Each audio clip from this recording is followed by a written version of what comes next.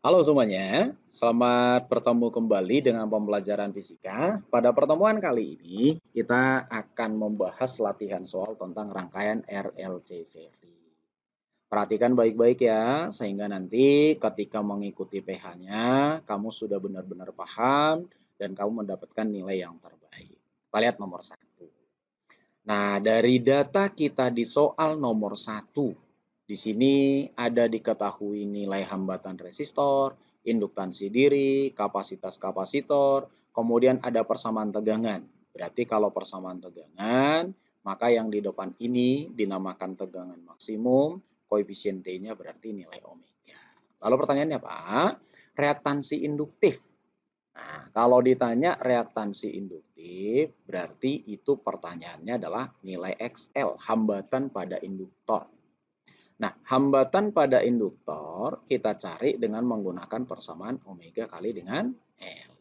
Omeganya tadi sudah dapat angkanya 100, L-nya adalah 2 Henry, maka XL-nya kita dapatkan di sini adalah 200 ohm.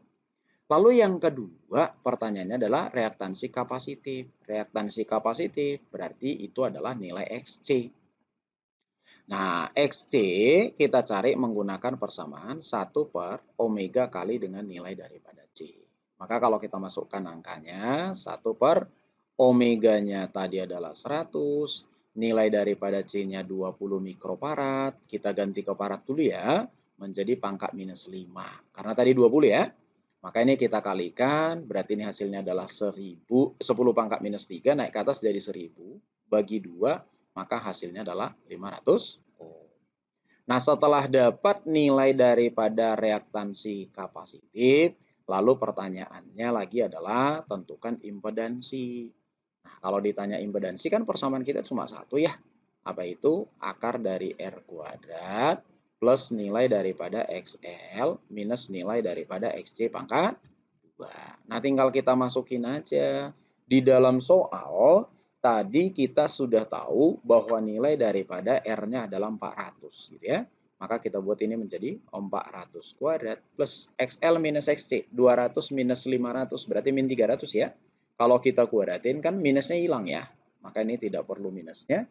300 kuadrat, maka akan kita dapatlah di sini impedansinya adalah 500 ohm. Lalu yang bagian D, pertanyaannya adalah arus efektif yang mengalir. Ya. Nah, kalau ditanya nilai daripada arus efektif, maka jangan lupa arus efektif itu adalah arus maksimum kita bagi dengan akar 2. Maka harus kita cari dulu arus maksimumnya. Arus maksimumnya dari mana? Nah, arus maksimum ya kita cari dari hukum Ohm. Apa itu? Tegangan dibagi hambatan. Nah, karena di sini arus maksimum, berarti di sini juga harus tegangan maksimum. Hambatannya hambatan total. Hambatan totalnya apa? Itu namanya impedansi. Tinggal masukkan tegangan maksimumnya. Tadi di soal sudah kita lihat 250. Maka masukkan 250 kita bagi dengan impedansinya 500. Maka kalau ini kita selesaikan, kita dapatkanlah arus maksimumnya 0,5 ampere. Nah, karena arus maksimum sudah ketemu, berarti arus efektif bisa ketemu dong. Arus efektifnya, arus maksimumnya 0,5, kita bagi dengan akar 2. Nah, kita rasionalin aja. Berarti akar 2 dibagi dengan akar 2 ya. Akar 2 kali akar 2 adalah 2, 0,5 dibagi 2, berarti ini 0,25. Maka menjadi 0,25 akar 2 dalam satuan ampere. Nah, pertanyaan yang E, apa yang E? Yang E itu adalah tegangan efektif pada resistor, induktor, dan kapasitor. Nah, jangan lupa kalau kita berbicara tentang rangkaian seri, gitu ya. Kalau kita berbicara tentang rangkaian seri, yang perlu diingat bahwa arus pada resistor itu sama dengan arus pada induktor, sama dengan arus yang melintasi kapasitor, sama dengan arus total. Nah, arus yang mana? Ya tergantung pertanyaannya. Karena pertanyaannya efektif, berarti yang ini kita pakai efektif, ini efektif, ini efektif, berarti ini juga arus efektif. Nah, arus total efektifnya tadi kita sudah tahu 0,25 akar 2. Nah, karena I-nya semua sama dan kita sudah tahu nilainya, berarti V-nya juga bisa kita temukan. Nah, VR-nya dari mana? Ya hukum Ohm aja. V itu kan sama dengan I kali hambatan. Hambatannya R apa? Ya R.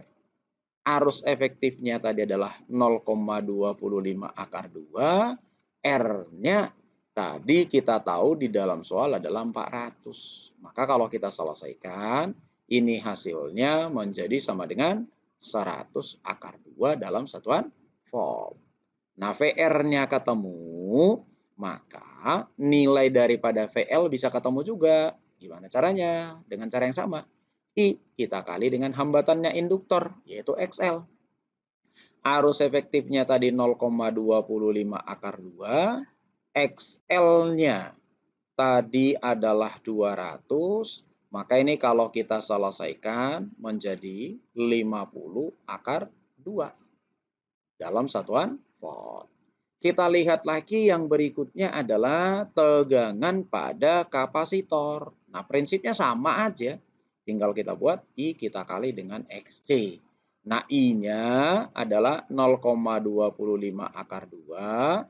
Kita kali dengan nilai XC-nya. XC-nya adalah 500. Maka menjadi 25 kali 5, 125 ya.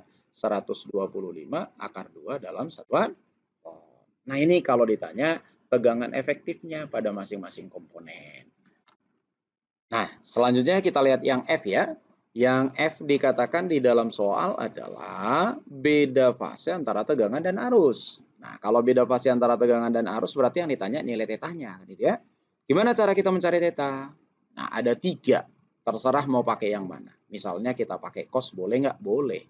Cos theta tadi adalah nilai daripada R kita bagi dengan impedansinya.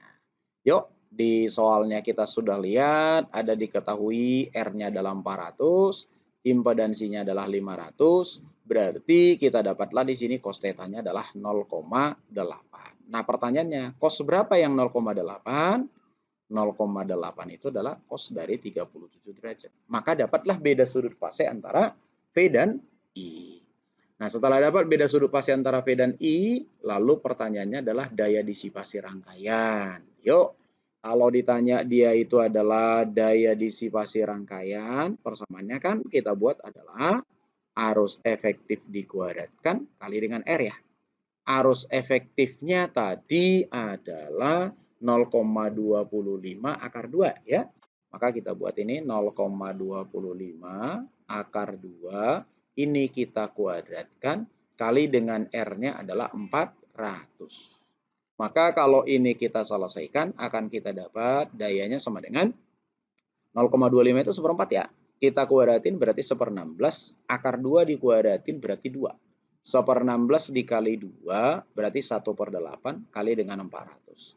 Nah, 1/8 dikali dengan 400 maka kita dapatlah dayanya itu sama dengan 50 watt. Lalu pertanyaan yang lain apa? Pertanyaan yang berikutnya adalah yang H ditanya faktor daya, gitu ya. Nah, di sini perlu kita ingat, faktor daya itu apa sih, gitu ya. Kalau ditanyakan faktor daripada daya, nggak usah pusing. Ini sebenarnya adalah yang ditanya harga cos theta-nya. Jadi cos theta-nya berapa, gitu ya. Maka kalau ditanya faktor daya, tinggal lihat cos theta-nya berapa. Tadi sudah kita dapat di sini. Cos theta-nya 0,8, maka faktor dayanya adalah 0,8. Yang terakhir, pertanyaannya di sini adalah tentukan nilai daripada arus listrik. Nah, kita lihat dari sifat rangkaiannya ya. Kalau kita lihat dari sifat rangkaiannya, di sini tadi sudah kita dapatkan bahwa nilai daripada XC lebih besar dari XL ya. Kita lihat di sini, XC lebih besar daripada XL, maka sifatnya itu seperti kapasitor. Karena sifatnya sama seperti kapasitor, maka jangan lupa kalau sifatnya seperti kapasitor itu adalah artinya arus listriknya mendahului tegangan listrik. Kalau arus listriknya mendahului tegangan listrik, sebesar berapa dulu? Tadi sudah dapat sebesar 37, gitu ya. Maka ingat kembali persamaannya. Apa persamaannya? Persamaannya di dalam soal sudah ada persamaan V sebesar, V-nya tadi adalah 250 sin ya. 250 sin 100 T. Berarti di sini sudut fasenya 100 T. Maka I harus lebih besar sudut fasenya dari 100 T. Lebih besar berapa? Lebih besar 37 derajat. Karena I mendahului ya.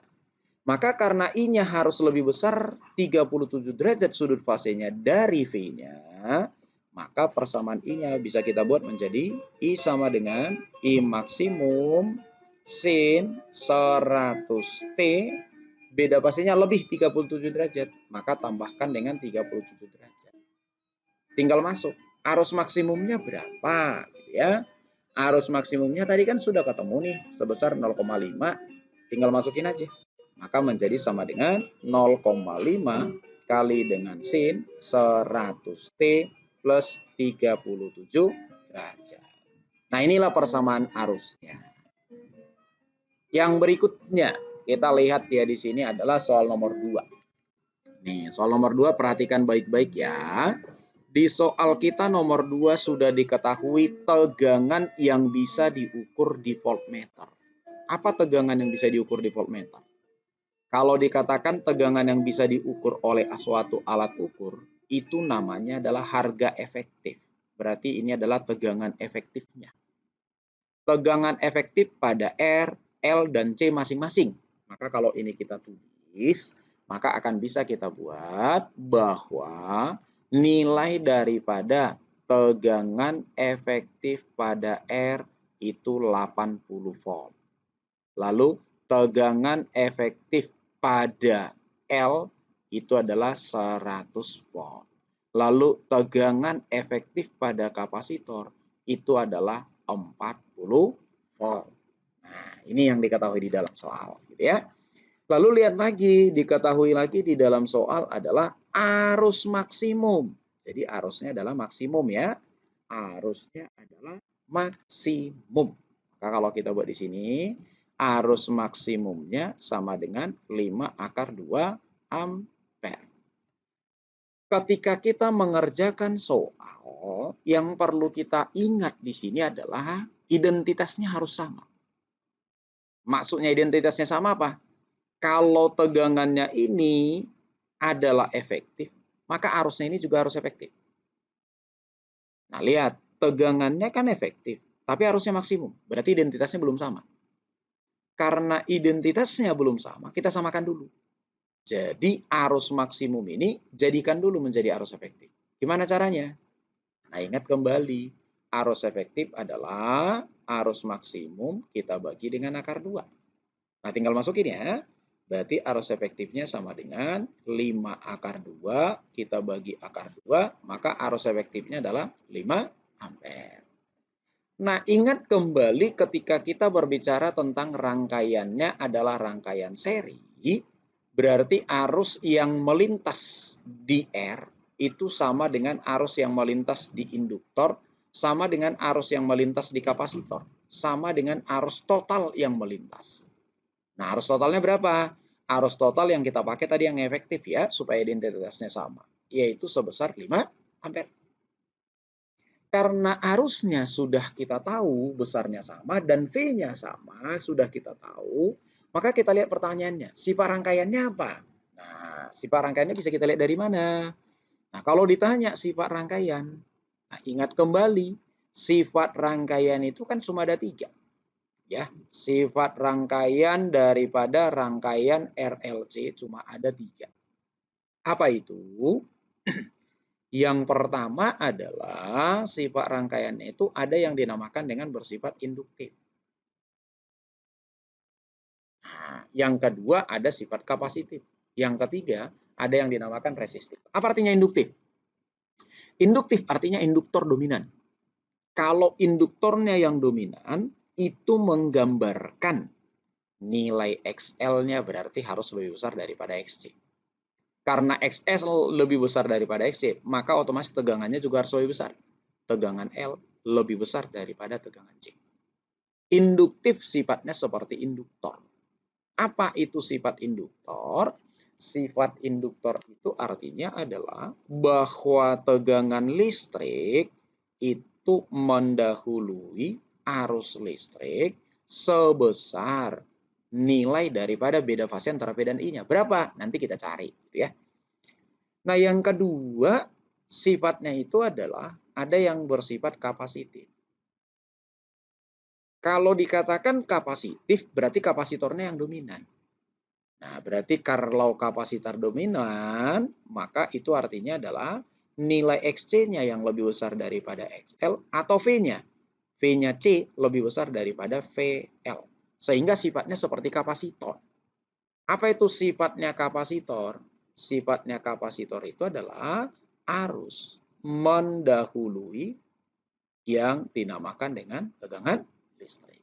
Yang ketiga, sifatnya itu adalah ada yang dinamakan dengan bersifat resistif. Resistif berarti bersifat seperti resistor. Kapan bersifat seperti resistor? Ya ketika tidak ada yang dominan antara induktor dan kapasitor.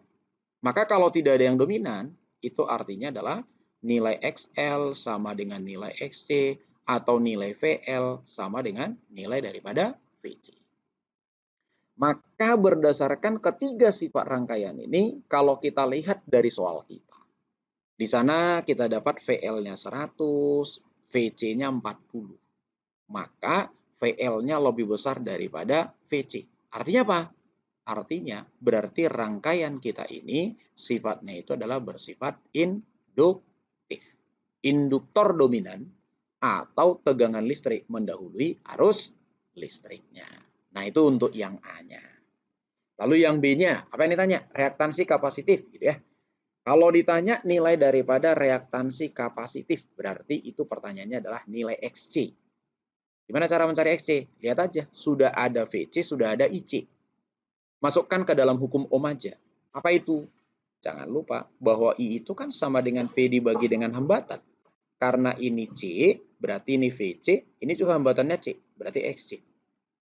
Maka akan kita dapat hambatan pada kapasitor menjadi sama dengan VC-nya adalah 40, IC-nya sama dengan IL sama dengan I sama dengan 5, maka kita dapat XC-nya 8 ohm. Lalu yang C-nya itu ditanya adalah nilai daripada reaktansi induktif. Nah, kalau pertanyaannya adalah reaktansi induktif, hampir sama cara mencarinya dengan reaktansi kapasitif. Ya, sudah ada tegangan dan hambatan kan? Maka tinggal kita buat aja. Reaktansi induktif sama dengan nilai tegangan pada induktor, kita bagi dengan arus yang lewat di induktor. Arus yang lewat di induktor tadi sama dengan arus total. Tinggal buat. Tegangan pada induktor adalah 100, arus yang lewat pada induktor 5, maka reaktansi induktifnya kita dapat 20 ohm. Lalu yang bagian D, ditanya impedansi. Impedansi apa persamaannya? Impedansi adalah akar dari R kuadrat kita tambah dengan nilai daripada XL minus XC pangkat 2. Maka dari sini harus ada dulu nilai daripada R-nya. Nah, R-nya itu kita dapat dari mana? Nilai daripada R-nya kita dapat dengan prinsip yang sama seperti mencari XL tadi. Apa itu? Ya nilai daripada VR kita bagi dengan nilai daripada I yang melintasi R. VR-nya ada 80.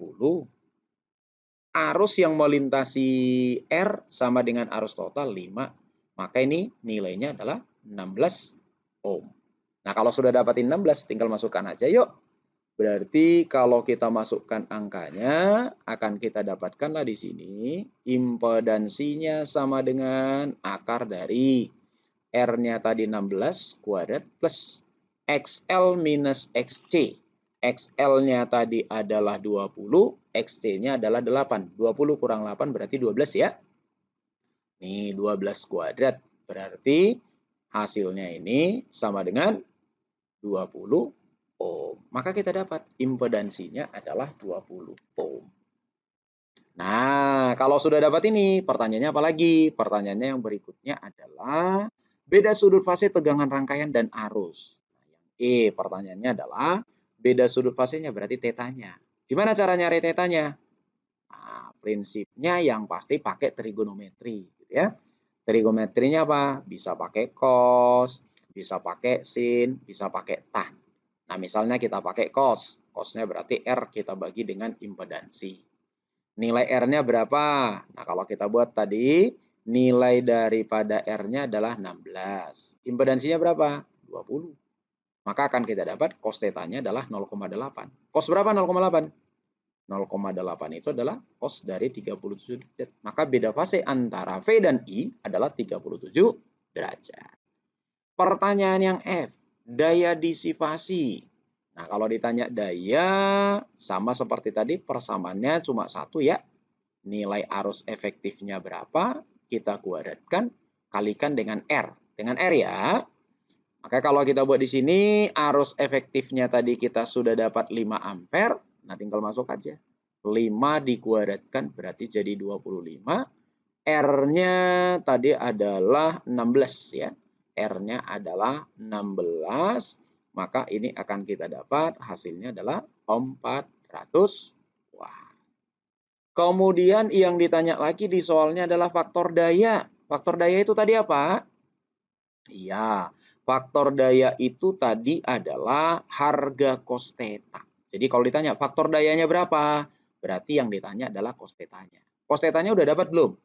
Ya, di sini sudah ada. Cos theta-nya tadi berapa? 0,8. Maka faktor dayanya 0,8.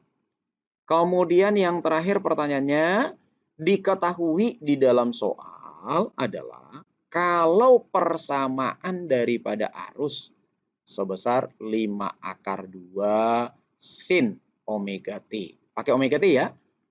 Jadi 5/2 sin omega T. Lalu pertanyaannya, berarti persamaan V-nya gimana? Nah, kembali lagi ke sifat rangkaiannya. Sifat rangkaian tadi kita sudah tahu, induktif sifat rangkaiannya. Ya. Nah, sifat rangkaiannya tadi kita sudah tahu adalah induktif, bersifat seperti induktor. Apa sifatnya seperti induktor? Kalau dikatakan bersifat seperti induktor berarti V-nya harus mendahului I. Nah, V-nya harus mendahului I ya. Berarti kalau V mendahului I, maka sudut fasenya V harus lebih besar dari sini. Lebih besar dari omega T-nya. Kalau lebih besar berarti harus ditambah atau dikurang? Ya, harus ditambah ya.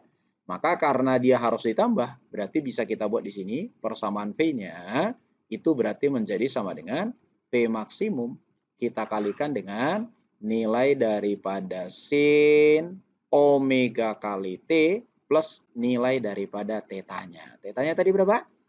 37 derajat ya. Lalu V maksimumnya berapa? Nih, cari dulu V maksimum ya. V maksimum hukum Ohm. Apa itu? I kali impedansinya. Berarti I maksimumnya. I maksimum kan yang ini ya. I maksimum tadi sudah ada 5/2 dari persamaannya. Impedansinya tadi kita dapat 20. Maka kalau kita selesaikan, ini hasilnya menjadi 100/2. Berarti karena V maksimumnya sudah ketemu, tinggal masukin aja. Persamaan V-nya berarti menjadi sama dengan 100/2 kita kali dengan sin omega kali T plus sudutnya beda fasenya tadi adalah 37 derajat. Ada yang kira-kira kurang paham sampai di sini? Nah, kita lihat yang berikutnya, soal kita nomor 3 ya. Di soal nomor 3 diketahui keadaan resonansi. Apa artinya resonansi? Resonansi itu artinya adalah bersifat resistif. Bersifat resistif artinya tidak ada yang dominan antara induktor dan kapasitor. Karena tidak ada yang dominan, berarti tadi yang perlu kita ingat adalah berarti XL-nya sama dengan XC, kemudian nilai VL-nya sama dengan VC. Lalu pertanyaannya, beda sudut fase antara tegangan induktor dan tegangan kapasitor. Jadi tegangannya ya. Nah, biar lebih jelas kita gambar nih. Kalau kita gambar, kemarin kan sudah kita buat ya, bahwa tegangan yang ke atas kita ambil itu adalah tegangan pada induktor. Sama dengan XL ya. Jadi ini bisa melambangkan V-nya, bisa melambangkan X-nya, XL-nya. Nah, yang ke bawah itu melambangkan nilai daripada VC-nya atau bisa melambangkan nilai XC. Lalu yang ke sini itu adalah melambangkan nilai daripada R atau bisa melambangkan nilai daripada VR-nya. Nah, lalu pertanyaannya, berapa beda fase antara tegangan induktor dengan tegangan kapasitor? Beda fase itu artinya sudutnya. Berapa sudut yang dibentuk tegangan induktor dengan tegangan kapasitor? Nah, tinggal lihat aja. Ini kan garis lurus ya. Karena ini garis lurus, ya berarti sudutnya itu adalah 180 derajat. Maka beda tegangan antara tegangan kapasitor dengan tegangan pada induktor itu adalah 180 derajat. Lalu yang bagian B, apa bagian B-nya? Jika tegangan pada kapasitor 110 volt. Nah, gitu ya. Jadi kalau misalnya kita buat dia di sini, tegangan pada kapasitor ini tegangan pada kapasitor ini nilainya adalah plus 110 volt. Nah, pertanyaannya, tegangan pada induktor berarti berapa? Gitu ya. Nah, pertanyaannya VL-nya berapa? Nah, ingat karena rangkaiannya itu tadi adalah resonansi, iya, berarti nilai daripada VL sama dengan nilai daripada VC. Nilainya ya. Maka VL nilainya itu adalah 110. Tetapi lihat arahnya. Arah VC ke bawah, VL ke atas. VC tadi kita buat 110 plus. Berarti yang ke bawah plus. Maka yang ke atas apa? Yang ke atas iya, berarti minus. Maka nilai VL-nya yang kita pakai bukan hanya 110, tapi harus ada angkanya. Minus 110 volt. Kalau VC-nya yang plus. Lalu pertanyaan yang C apa? Jika frekuensi sudut berarti omega dan nilai kapasitasnya, hitunglah induktansi diri pada induktornya. Nah, ingat lagi kalau kita berbicara tentang resonansi berarti XL sama dengan XC. Gitu ya. Kalau XL sama dengan XC jangan lupa, XL itu kan omega kali L. XC itu apa? 1 per omega kali C. Kita jabarkan ya. Maka L-nya kita cari dari sini. L sama dengan omeganya kemari. Menjadi 1 per omega kuadrat kali dengan C. Kita masukkan yuk. Omeganya sudah ada diketahui dalam soal 100. C-nya 0,5 mikrofarad. Ya. Maka 100 kita buat 10 pangkat 2 dikuadratin. Jadi 10 pangkat 4. C-nya 0,5 ganti jadi 5. 10 pangkat kali 10 pangkat minus 6. Berarti jadi 10 pangkat minus 7. 10 pangkat 4 kali 10 minus 7 berarti 1000. 10 pangkat minus 3 maksudnya ya. Naik ke atas jadi 1000 bagi 2 maka ketemu 200. Sehingga L-nya adalah 200 Henry. Yang terakhir pertanyaannya adalah beda sudut fase tegangan dan arusnya. Berarti tetanya ya. Berapa nilai daripada tetanya? Nah, tinggal buat aja seperti tadi. Nilai daripada cos theta boleh, sin theta boleh, tan theta boleh gitu ya. Atau nggak usah dicari dari situ juga boleh. Dari mana? Lihat lagi sifat rangkaian. Nah, sifat rangkaiannya apa? Sifat rangkaiannya tadi adalah bersifat resistif atau resonansi. Kalau bersifat resistif apa? Ya seperti resistor. Kalau seperti resistor, sifat resistor apa? Jangan lupa ya, kalau kita berbicara tentang resistor, sifatnya adalah tegangan dan arus itu adalah sefase. Terjadi bersamaan. Kalau sefase, itu artinya apa? Artinya berarti tidak punya sudut fase. Sehingga beda fase antara V dan I itu adalah 0 derajat. Jadi kalau sefase, beda fasenya adalah 0 derajat. Atau kalau mau kita cari pakai persamaan trigonometri tadi boleh. Apa itu? Nah, misalnya kita buat nilai cos theta sama dengan, berarti R dibagi impedansi ya. Nah, kembali kalau nilai daripada XL sama dengan SC, impedansinya berapa? Nah, kita buat ke sini ya. Kalau nilai daripada XL sama dengan XC, kan impedansi persamaannya adalah akar daripada R kuadrat plus nilai XL minus nilai XC kuadrat. Nah, XL kan sama dengan XC. Kalau XL sama dengan XC, berarti ini 0 dong. Gitu ya. Maka impedansinya berapa? Ya impedansinya berarti sama dengan R. Karena impedansinya sama dengan R, maka akan kita dapatkan di sini bahwa nilai daripada cos theta menjadi R dibagi R. Berarti cos theta-nya itu sama dengan 1. Cos berapa yang 1? Nah, yang 1 itu adalah cos dari 0 derajat. Makanya beda fase antara P dan I adalah 0. Nah, ini dulu untuk pertemuan kita hari ini. Semoga bisa dipahami. Sampai ketemu di lain waktu ya. Terima kasih. Bye-bye.